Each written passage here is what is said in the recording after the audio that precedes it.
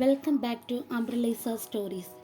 ഇന്ന് നമ്മൾ പറയാൻ പോകുന്നത് ലോകപ്രശസ്തയായ ഹെലൻ കെല്ലറിൻ്റെ കഥയാണ്.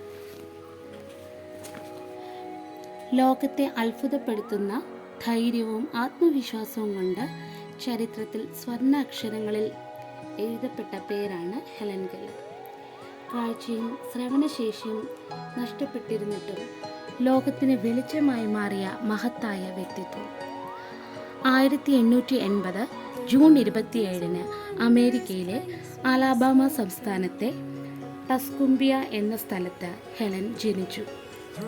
സന്തോഷകരമായ ബാല്യ ജീവിതം നയിച്ചിരുന്ന അവൾക്ക് 19 മാസം പ്രായമായപ്പോൾ ഗുരുതരമായ ഒരു രോഗം ബാധിച്ചു.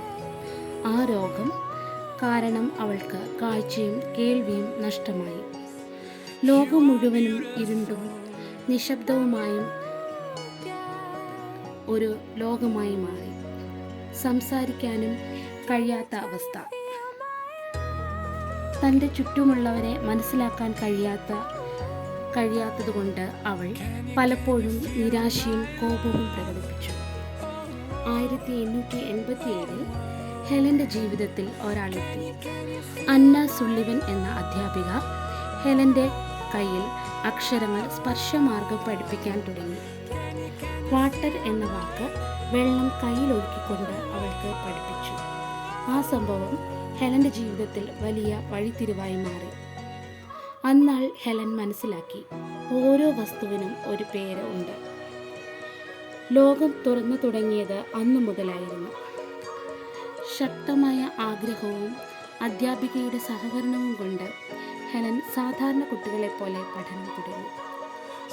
1904 അവൾ റാഡ്ക്ലിഫ് കോളേജിൽ നിന്ന് ബിരുദം നേടി. കാഴ്ചയും ശ്രവണശേഷിയും ഇല്ലാത്ത ഒരാൾ ബിരുദം നേടിയത് ലോകത്തെ അത്ഭുതപ്പെടുത്തി. അവൾ ബ്രെയിൽ ലിപി ഉപയോഗിച്ച് വായിക്കുകയും എഴുതുകയും ചെയ്തു. സംസാരിക്കാനും പ്രത്യേക പരിശീലനവും നേടി. ഹെലൻ കെല്ലർ മികച്ച എഴുത്തുകാരിയായിരുന്നു. അവളുടെ ആത്മകഥയായ the story of my life ലോകമെമ്പാടും പ്രശസ്തമായി. അവൾ നിരവധി പുസ്തകങ്ങളും ലേഖനങ്ങളും രചിച്ചു. കാഴ്ചയില്ലാത്തവർക്കും വൈകല്യമുള്ളവർക്കും അവകാശങ്ങൾ ലഭിക്കുന്നതിനു വേണ്ടി അവൾ ലോകമെമ്പാടും പ്രസംഗിച്ചു. 35-ലധികം രാജ്യങ്ങൾ സന്ദർശിച്ചു.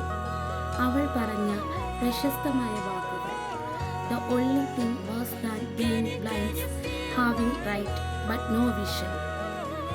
ഹെലൻ കെല്ലറിൻ്റെ സേവനങ്ങൾ ലോകം അംഗീകരിച്ചു. അമേരിക്കൻ സർക്കാർ ഉൾപ്പെടെ പല സംഘടനകളും അവരെ ആദരിച്ചു. അവളുടെ ജീവിതം വൈകല്യങ്ങൾ ഒരു തടസ്സമല്ലെന്ന് ലോകത്തെ പഠിപ്പിച്ചു.